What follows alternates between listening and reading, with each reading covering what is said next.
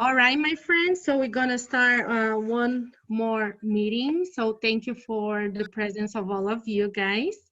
I'm gonna ask you now to relax on your chairs, take a deep breath, and start bringing all the good thoughts. So then the spiritual friends come and get along with us and can participate, can be here with us and be our support.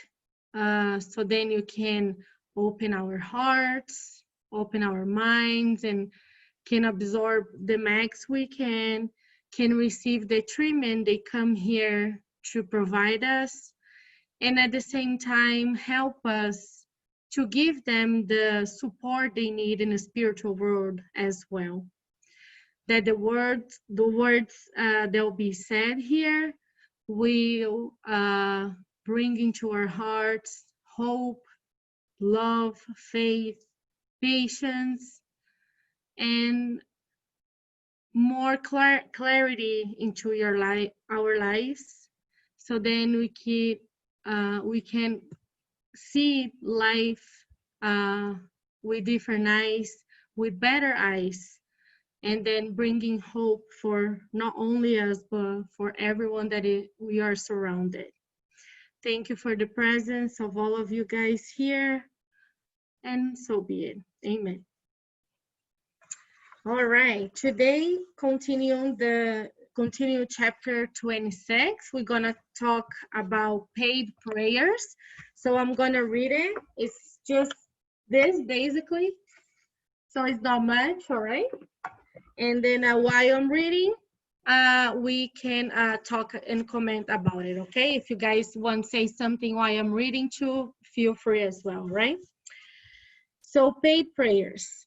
He then said to his disciples in the presence of all the people listening to him, guard yourselves against the scribes who walk around in long robes to show themselves, who love to be greeted in public squares and to occupy the best seats in the synagogues and feasts, who, under the pretext of long prayers, devour widows' houses. For doing so, such persons will receive a harsher condemnation. This is a part that was mentioned in a Bible by Luke 20:45 to 47, and Matthew 23 and 14, okay? And now comes the explanation. Jesus also said, do not make anyone pay for your prayers. Do not like the scribes who, under the pretext of long prayers, devour widows' houses, which means to seize their wealth. Prayer is an act of charity, an impulse of the heart. To be paid for a prayer addressed to God for someone is to make oneself a paid intermediary.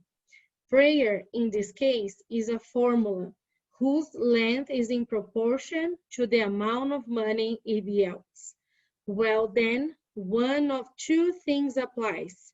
Either God measures or does not measure his blessings by the number of words. If many words are necessary, why say only a few of them or none at all for those who cannot pay? This is a lack of charity. If only one is enough, then more are pointless. So why make them pay? It is an abuse of trust. So we've studied, and you said it here before with other studies, that there's no such a thing how there's an exactly way how you have to pray, right? Everyone pray the way they feel comfortable with. And also some people actually don't like to pray because they can think that there's a right formula to do it so. But no, basically pray is a talk that we have with God, but it's a talk that we have with our soul, with our heart. So there's no such a thing. You pay someone to pray for you. Like how can a third person that you're paying is gonna do for you. And then if you think about it, can you imagine if you pay someone to pray for you and what you're asking for doesn't come to happen? Then you're gonna be with no money and with no blessing, right? So there's no such a thing. God will never say, or Jesus will never say that people has to be paid for you to pray for them. It's the best way to pray is for you yourself, for ourselves, to have like 1 minute of silence and have this talk that come from the bottom of your heart, and you humbly ask for something that you are in need. And it's not also because you're paying, it means that you're going to receive what you're asking for. When you ask for something in a prayer, of course, it all depends how you been acting into your life, if you deserve that to happen. And this is, of course, not material things, because for material things, most of the time you receive it if you go and work for something. It's like, oh God, I want to be a millionaire, and then you go and pay somebody to, can you pray for me to be a billionaire? There's no such a thing. This is like illusion. I know like since like Jesus time, there's religions and there's groups of people that sell this idea of paying people to pray for them, and they're gonna achieve what they are looking for. But it's not exactly how it likes, and how some people can persuade like people, has like people that there's like a weak mind, weak belief, weak faith. They end up going into these ways and believing people that say that if you pay them, they can pray for you and then you can achieve what you're looking for. But we are in 2020, like it's time to like take this idea that there's no such a thing, that if you're paying someone to, and prayer is such a good and beautiful thing that every one of us can do it, and there's no right or wrong way to do it. That is the easiest way. Once you do it with your heart, with your pure heart, with your pure wish, it's much more reachable than like even if you ask for somebody to pray for you. Like even worse if you pay someone to do it for you. So continue, coming back to the book, says, God doesn't sell the benefits he grants. Why then would someone who is not even the benefits distributor and who cannot guarantee their obtainment demand payment for a request that might not be answered? God cannot make an act of clemency, goodness, or justice that is requested from the divine mercy be dependent on a sum of money. The amount of his clemency and like he says here, the amount of his goodness, it doesn't depend of the money you have.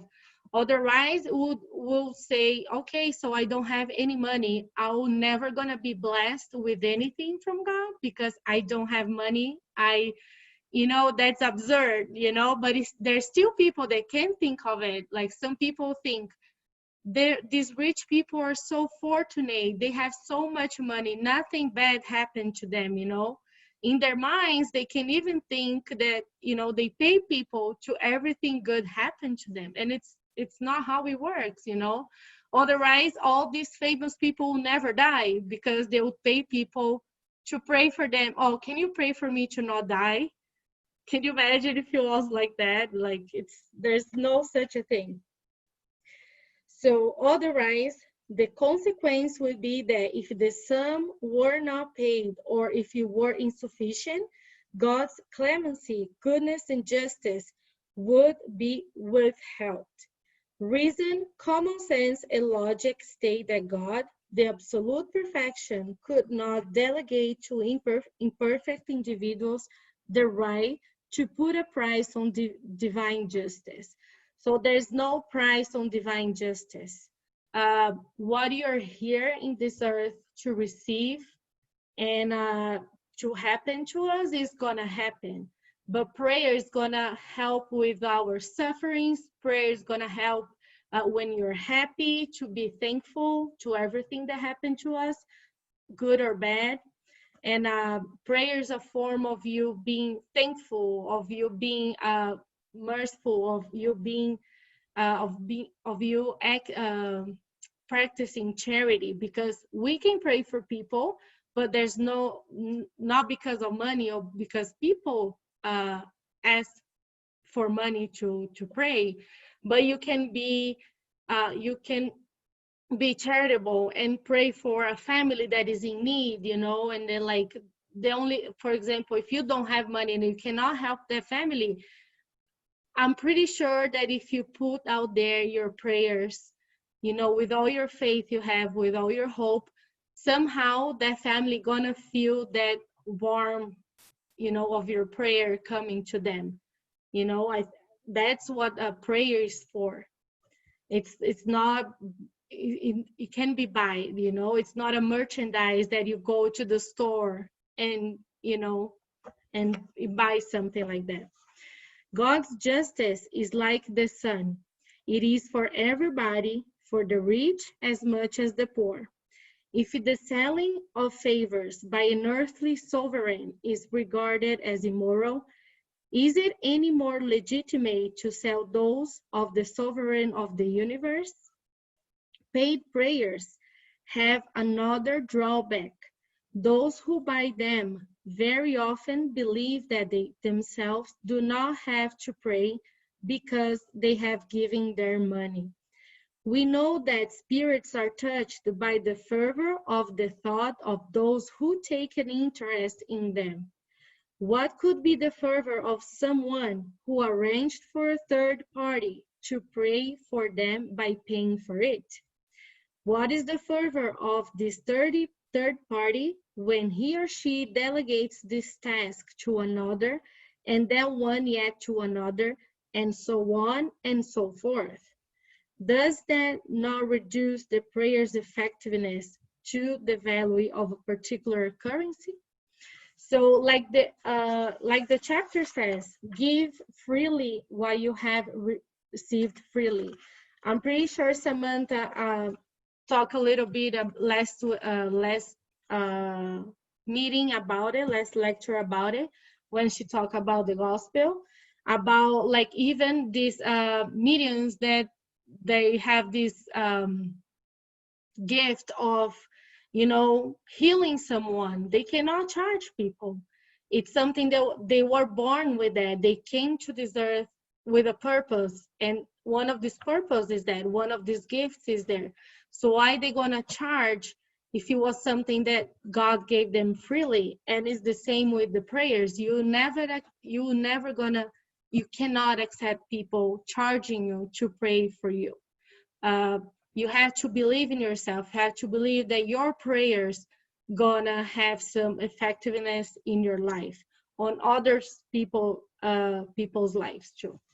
And I think this subject is coming and close to the end of the book, because also at the end of this book there's a lot of different prayers, and they're so pretty, super nice. And then it's kind of like preparing ourselves and reminding ourselves that when we pray, like I said in the beginning, there's no rule to be followed to pray.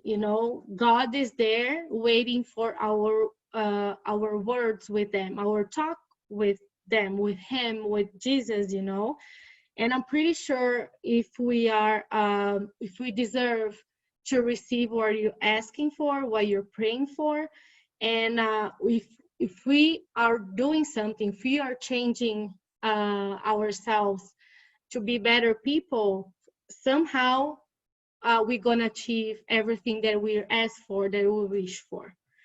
So that's the chapter 26. I know it's not a long part of the gospel.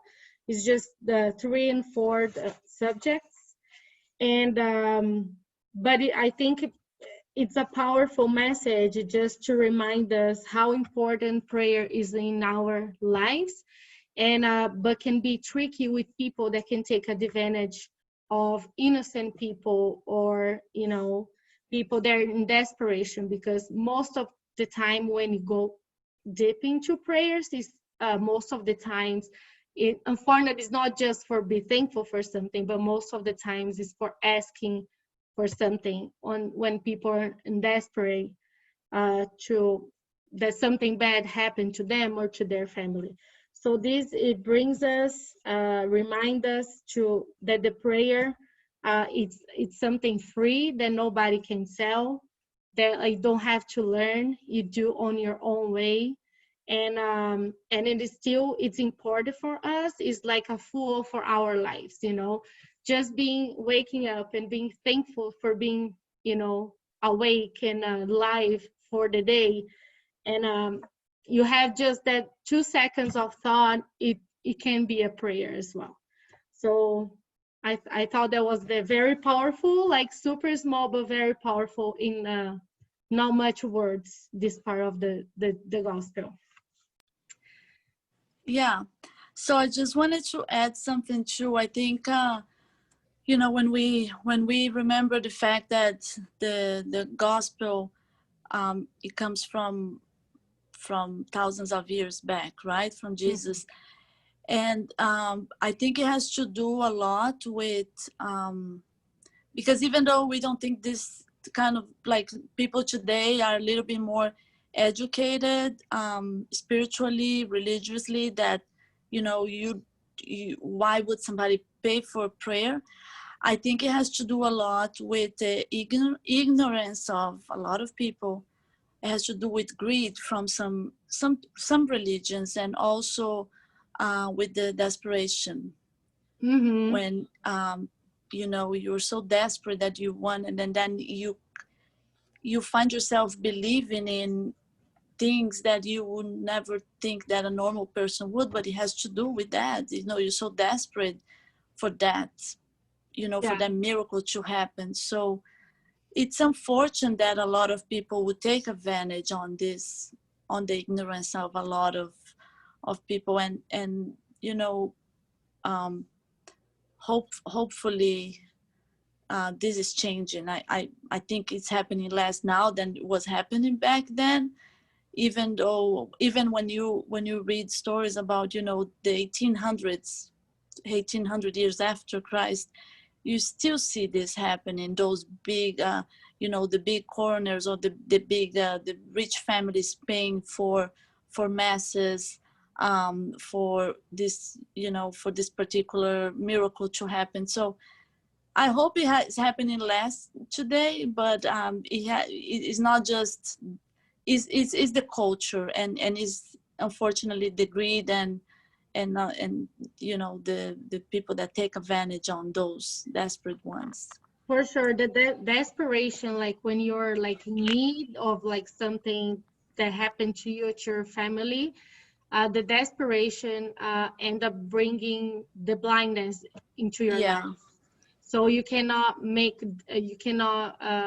see the difference between what is real and what is not. So in an act of a desperation, you end up like, what, that person said that if I pay somebody, they can heal the person for of my family, and then I'm gonna do it, and then like but it's I know it's like ignorance is the base of that what brings people to end up doing that still. But like you said, I feel that like we are like, probably there's a lot of people still doing that, but I feel that like there's so many information out there nowadays. Everything is so exposed, internet, news, and TVs and everything, that people are getting more or a little bit more knowledge because it's exposed more now than it was before. So hopefully in the future, probably we won't see that, but probably in the future, these things won't happen anymore. So we'll wait. Yeah. Well, not even into getting, this subject is so big that we can we can talk about, you know, those, not just the prayers that people pay, but the actual churches that are funded by, you know, so many people that, you know, I mean, the stories that we hear that sometimes is not totally trustable. So, I Yeah, mean, it goes on and on. So it has to do with, I mean, a biggest portion, I think, is the desperation, the blindness, and the ignorance in a yeah, good way, if we can put it that way. exactly. Mark, do you have something that you want to add to our Um, meeting? Samantha just touched on an interesting topic. This year, because of the pandemic, the United States has begun a significant transition in corporate worship. The congregations of the large churches that were accustomed to 4 or 5 services on a Sunday just Mm-hmm. because of the capacity, they're not doing 4 or 5 Zoom meetings. They might do 2, but they're not doing a quantity. And so a lot of people attending churches have become disenfranchised. They're not getting their personal touch.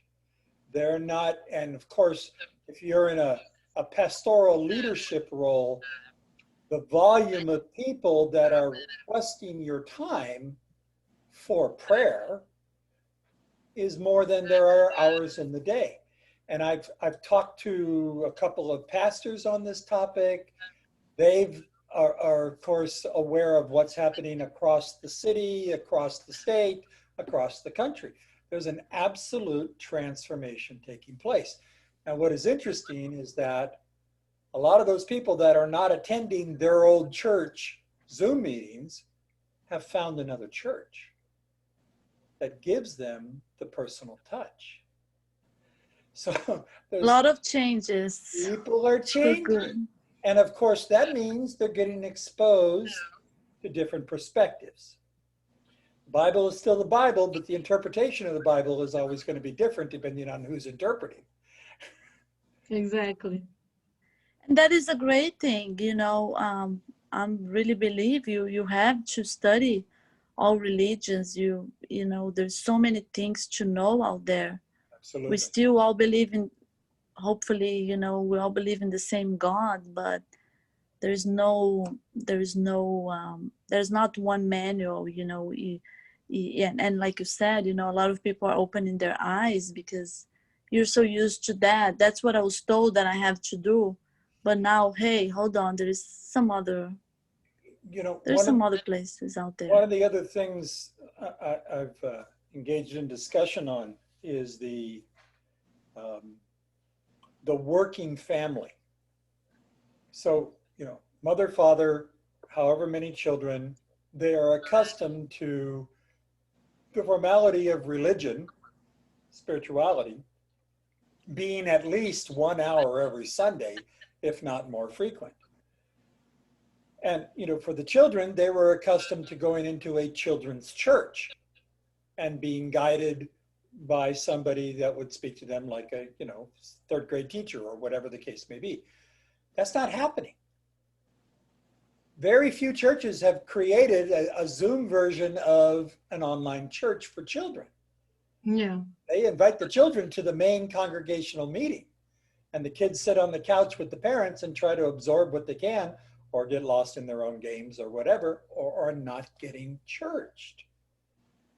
So there's some, you know, positives, negatives, all going on. The country's in transformation. I Mm-hmm. don't know how this is in other countries. I'm kind of curious if the other countries have clamped down on the, you know, the large church meetings like America has. I don't know how this is happening in other countries. I haven't researched that far. But again, we know the globe is in transition, so this is no Yes. surprise. Yeah. Exactly. I know in Brazil it's pretty much like here. The churches are Uh, closed. Everybody's doing online. One There. other thing, and I pay particular attention to this in my own spiritist journey. You know, people often generationally are accustomed to one way and one way only. They get up on a Sunday morning, they have breakfast, they get ready for church, they get in the car, they drive to church, an hour, hour and a half, 2 hours, whatever. They come home, that's it. That's their religion for the week. And if you're a child, you're raised with that, whether you're Catholic or Protestant, it doesn't matter. Jewish, it doesn't matter. There's a routine. Well, today, there's no routine. And people are finding their own path or not. Yeah. But those that are finding their own path seem to be maybe a little bit more energetic and intentional and committed, as opposed to just taking on a Sunday whatever is fed to them. They're now seeking their own nourishment. Like I said, I pay particular attention to myself in that regard. I don't need somebody to tell me what to do. There's this incredible arsenal of spiritist literature and tapes and videos and so on that can absorb me. I'm retired, so I can spend 6-8 hours a day easily doing this, you know. But not everybody has that luxury, and yet some people are spending the time doing this. Yeah, and I think like when you say something about that, it's good to, I think people are realizing now that like it's not being 1 hour in a church that makes you a religious person.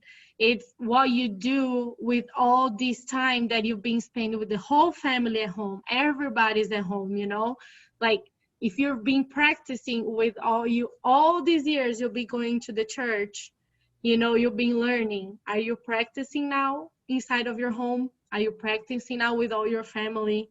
Right. You know, now is the time where people are like with all these transitions and everything. And like you said, people are realizing that yes, some people still need to go to a physical place and feel, you know, blessed. There's like my mom, for example, she's Catholic, and then for her, going to the church is something important, you know. But I feel that for like the new generations or people that like with other religions, like more spiritual or with spiritism, they are feeling now that it's not going to the physical place that matters. And yet like what matters is what is inside of your heart and what you've been acting on your daily basis with all this craziness going on. Yeah, just a side story. There's a older woman in my Spiritist Center in Sacramento area. Mm-hmm. And a few weeks back, she was sharing about how enthused she is about conducting the gospel at home for her grandchildren. And her daughter and son-in-law, at first, yeah, whatever you want, Mom, go right ahead type of thing. And now they're attending. They come over to grandma's house once a week and they have the gospel at home. I think that's fantastic. Yeah, that's nice. That's awesome, actually. That's awesome. Because also when you That's do in very your good. home, when you do in your space, like you do on your way the best you can, but it's still, you know, it's like there's no rule, you know, but you still following and trying to understand the words, you know, so then you can apply into your life. And with the family together, it can be more fun, you know. We never know. Yes, yes, yes. All right, that's the Thank message you. I wanted to give you guys today. I hope you enjoy. It was not too long, but Thank you. It was it was beautiful. like a reminding of how important pray can be to our lives and be, you know, alert to everyone that try to fool us or, you know, to take advantage when you're like spiritually and emotionally weak, right? It was great, even without the slides. Uh, Yes, yes, No, I totally. did the slides honestly, but like it's so short and like doesn't like, you know, make you, you know, like lead into like conversation and everything. So I just rather read the whole part of the subject. Thank you. All right. You want to do the last prayer, Samantha? The final Yeah, prayer? Okay. I can do it. All right. Okay, so let's go ahead and close our eyes, elevate our thoughts. Let's be thankful for this opportunity that we're having, the opportunity to be together, the opportunity to talk about Jesus' gospel, the opportunity to become better persons, the opportunity to help the ones around us, the opportunity to be the light for those in need. That this light might spread bigger than our homes, bigger than our neighborhood. This light can touch every other light in this town and help those lost souls that are in so much need of love, so much need of understanding. Those lost souls that need a hand, that they might find this hand on this light. Let's be thankful for the roof over our heads. Be thankful for the meal in our tables. Be thankful for our health, for the harmony in our homes. Let's be thankful to be able to talk about Jesus without being criticized. Let's be thankful for the spirituality that is always with us, holding our hands even when we fall, that they help us get up and understand that all the difficulties, all the obstacles that are in our path, they're necessary for our progress. Thank you for everyone that is here with us, and so be it. Thank you, ladies. Thank you. Mark, Thank did you, I miss Mark. your, I think I missed